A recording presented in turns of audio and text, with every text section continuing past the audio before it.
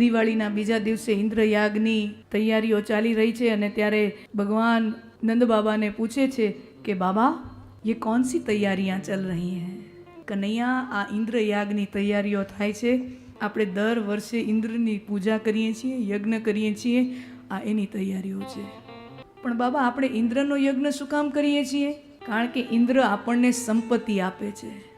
બાબા માફ કરજો, ઇન્દ્ર આપણને સંપત્તિ નથી આપતો. ઇન્દ્ર આપણને સંપત્તિ નથી આપતો, આપણા કર્મો આપણને સંપત્તિ આપે છે.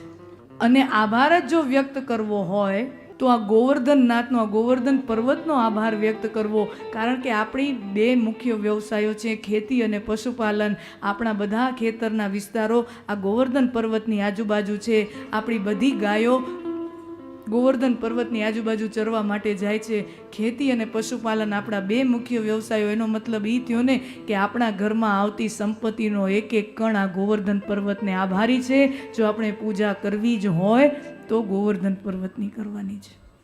કનૈયા, તું કેશ તો કરો, પણ આ સમાજ માનશે?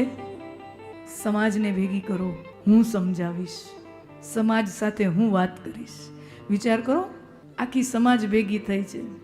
નંદ બાબાએ આખા વ્રજ વિસ્તારની extra ordinary annual general meeting બોલાવી, એજીએમ બોલાવી, અને આખી સમાજ હાજર છે. અને એની વચ્ચે શ્રી કૃષ્ણ, એની ઉંમર કેટલી? આખી સમાજ હાજર છે ને કૃષ્ણ ભગવાનની ઉંમર કેટલી? પહેલા જ દિવસે કીધું હતું, 7.5 વર્ષની ઉંમર હતી. વાહ! કૃષ્ણ કનૈયા લાલ કી જય.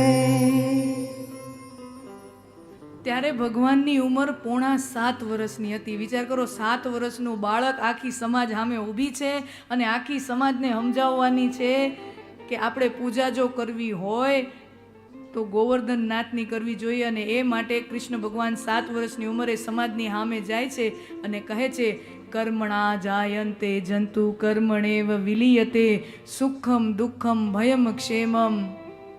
કર્મણા જાયન્તે જંતુ.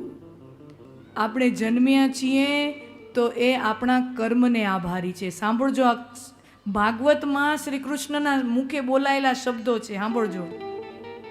આપણે જન્મ્યા છીએ, કર્મણા જાયન્તે જંતુ કર્મણા જાયન્તે જંતુ કર્મણેવ વિલીયતે સુખમ દુઃખમ ભયમ.